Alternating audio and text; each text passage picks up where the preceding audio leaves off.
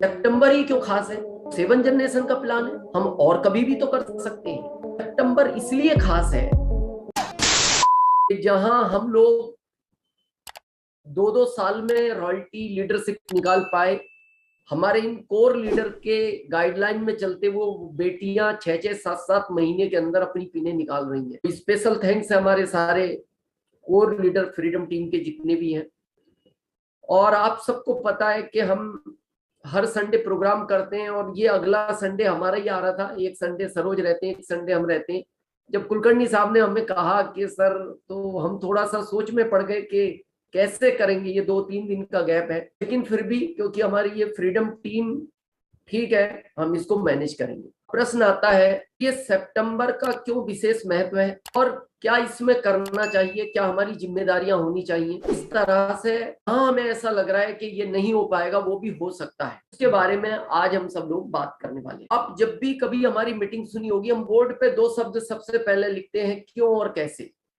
ये हमारा फेवरेट आज तक का कोटेशन है और ये हमेशा रहेगा। सिस्टम में भी हम आए हैं, उसके पीछे कोई ना कोई कारण है। आप सब जानते हैं एक चीज, और हमारे माता पिता दादाजी या हमारा समाज हमसे एक बात कहता है, जो आप कर रहे हो उसका आपको हिसाब देना है ऊपर जाने के बाद।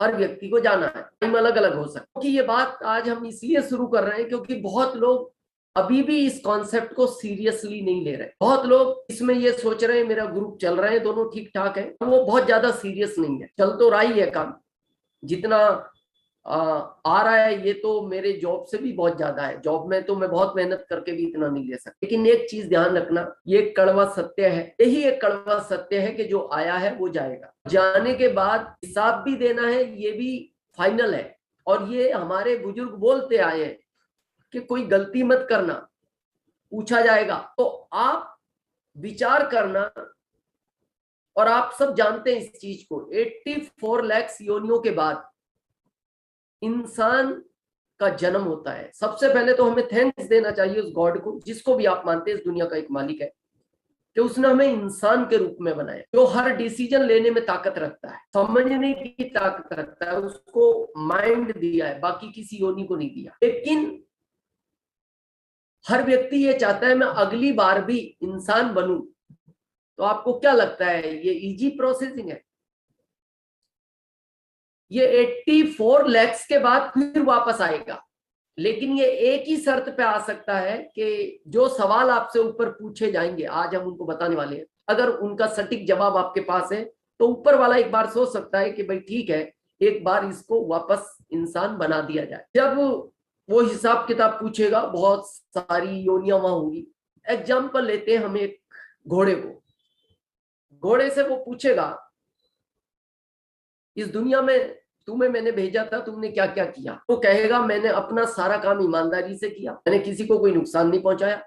मेरी जिम्मेदारी थी मेरे परिवार को पालना, माता पिता को पालना, मेरे बच्चों की केयर करना, और ये मैंने बखूबी सब कुछ निभाया है, क्योंकि मेरे को आपने यही बताया था कि तुम्हें अपने परिवार को चलाना, और मैंने चलाया। अगला कोई दूसरा किसी से पूछा, एग्जाम्पल खरगोश ले लेते, पूछा भाई तुम, बोले आपने जो कहा था कि नॉन वेज भी है, वेज भी जानवर है।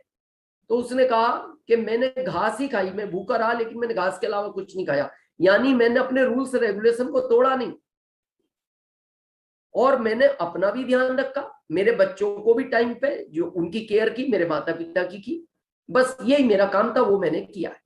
फिर एक किसी पक्षी को ले लिया, चिड़िया, उसको पूछा तुमने, बोले बिल्कुल, मैंने भी पूरे दिन मेहनत करती थी, दाना लाती थी, मेरे बच्चों को खिलाती थी, और जो आपने मेरे को कर्तव्य दिया मैंने उसको निभाया। मैंने मेरा और मेरे परिवार का पूरा पालन पोषण किया है, उसमें मैंने कोई कंजूसाई नहीं की और पूरी मेहनत की। उसके बाद इंसान को पूछा, अब बताओ, 95% लोगों का जवाब सुनना, वो कहेंगे मैंने भी अपना पेट भरा, मेरे बच्चों का भरा, मैंने उनको तकलीफ नहीं आने दी, मेरे माता पिता का भी मैंने ध्यान रखा। बोले इसके अलावा और किसी के लिए? बोले नहीं, और किसी के लिए तो समय कहाँ था करने के लिए, मेरे बच्चों का कर लूं यही बहुत था।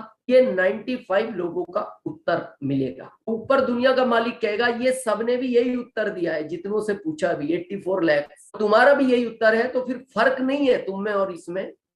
तो अगली इनमें सब चॉइस करो, कौन सी योनि में जाना चाहते हो। आपको क्या लगता है, इंसान चांस ही नहीं है। तो आप कभी इस चीज को महसूस करना, गली में वो कुत्ते की हालत देखना, कभी उसको कोई बच्चा पत्थर मार देता है, डंडा भी मार देता है, कोई बाइक से टक्कर मार देता है, वो सोचता है ऐसा मैंने क्या किया था जो मैं कुत्ता बना, अब मेरा नंबर कब आए, मैं भी ऐसा इंसान बनूं। कब आएगा?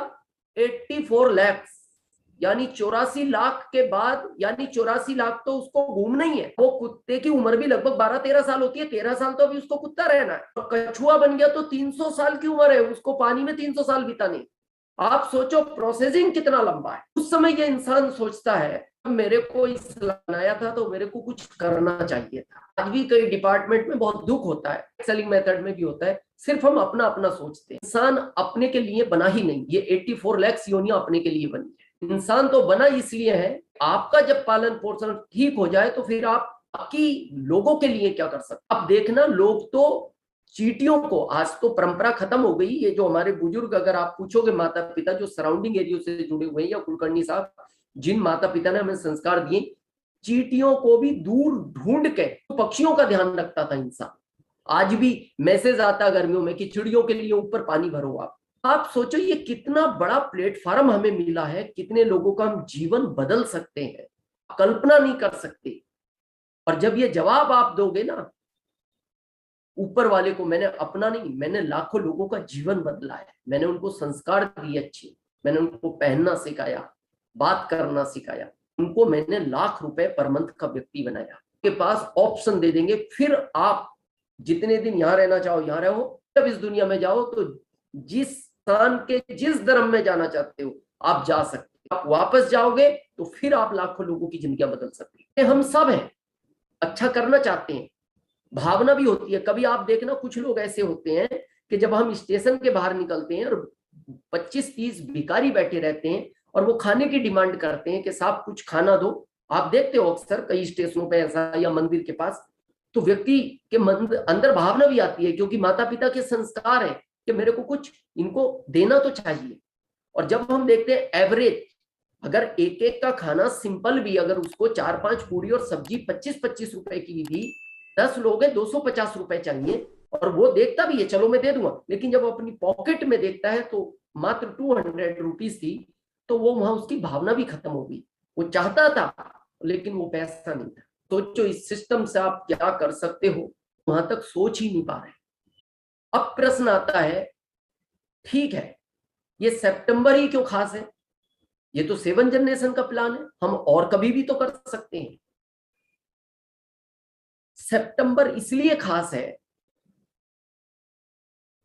आप डायरेक्ट सेलिंग मेथड में जब भी फील्ड में जाते हैं आपसे कॉमन प्रश्न जरूर पूछा जाता है, आरसीएम से आपको क्या मिला, ना आया, आपने क्या कमाया। इसका देखा जाए तो कोई लॉजिक नहीं है, जो आया हमारे अकाउंट में आया, आपको उससे कोई मतलब भी नहीं है, और हम आपको देने वाले भी नहीं है, क्योंकि आपका इसमें कोई योगदान नहीं था।